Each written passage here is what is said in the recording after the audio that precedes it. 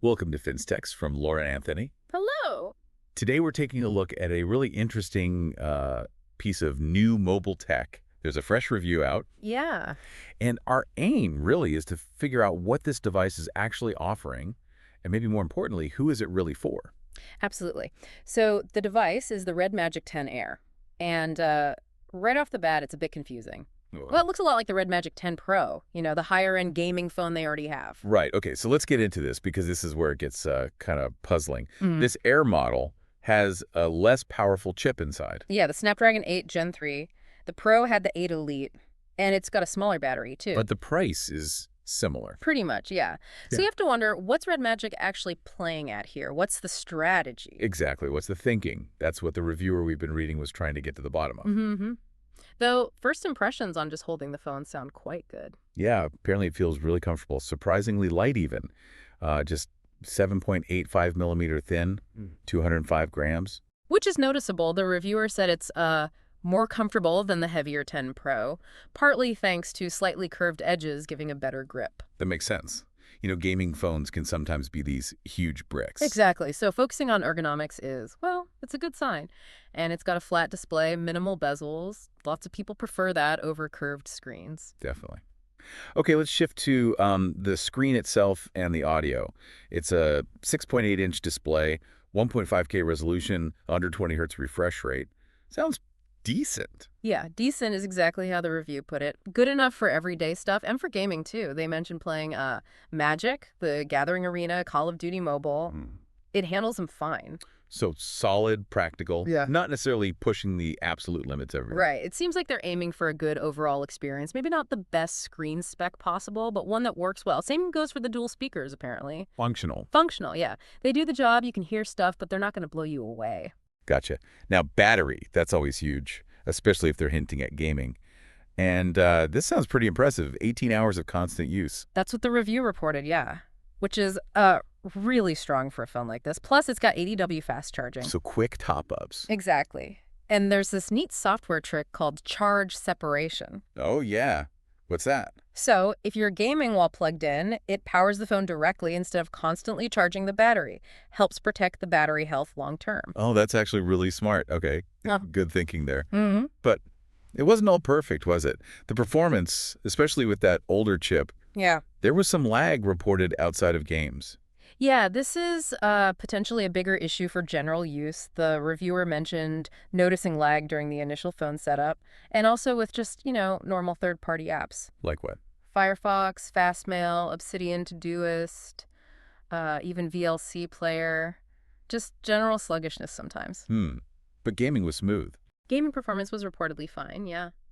And weirdly, the benchmark scores, like Geekbench 6, were actually pretty good. Oh, high scores. Yeah, 2293 single core, 7203 multi-core. Yeah. Suggests the chip itself has plenty of power. So maybe it's offer optimization then.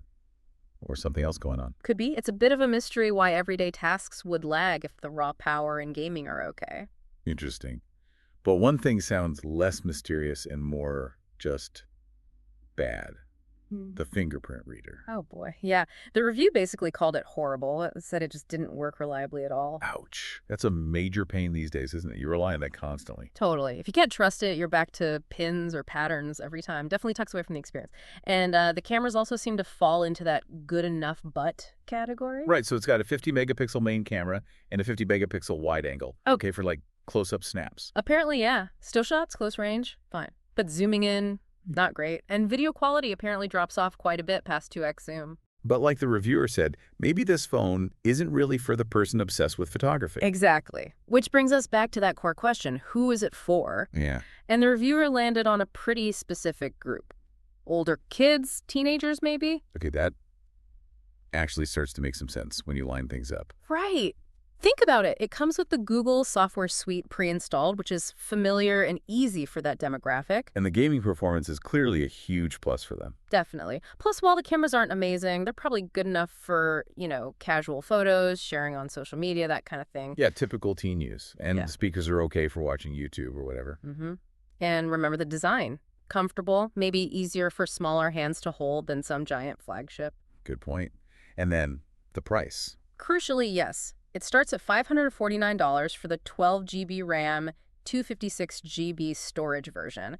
That's relatively affordable. More accessible for parents buying it, or maybe a teen saving up from a part-time job. Exactly. There's also a 16 GB, 512 GB version for $600. And where can you actually buy it? Not in U.S. stores, right? No, you have to get it directly from the redmagic website. But they do offer free mail shipping, which is good. And it comes in a few colors. Yeah, Twilight, Hailstone, and Flare. Sounds pretty cool. So it really does seem like a deliberate strategy. Target younger users who want strong gaming and media features at a decent price, and maybe aren't as bothered about, say, a perfect fingerprint reader or top-tier zoom photos. Precisely. The core specs, that Snapdragon 8 Gen 3, the AMOLED screen, plenty of RAM and storage, the big 6,000 mAh battery, they all add up to a solid experience for that specific user. Okay, so wrapping this up then. The redmagic 10 Air. Surprisingly comfy design, good for gaming, great battery life. Yep. But held back a bit by some lag in everyday apps and a, well, seemingly useless fingerprint scanner. The whole package really points towards a younger crowd. And what's really fascinating, I think, is seeing a company make these very specific trade-offs. They're clearly prioritizing certain things, gaming, battery over others, to hit a specific market segment and price. Which leads to an interesting thought for you, the listener, to maybe chew on. How are phone makers like redmagic slicing up the market? Are we seeing more of these kinds of targeted, almost niche devices? And what does that mean for the future of smartphones overall? Yeah, it's definitely something to keep an eye on as things keep changing so fast. Absolutely. Well, that's our look at the redmagic 10 Air. Thanks for tuning in. Don't forget to like, share, and subscribe.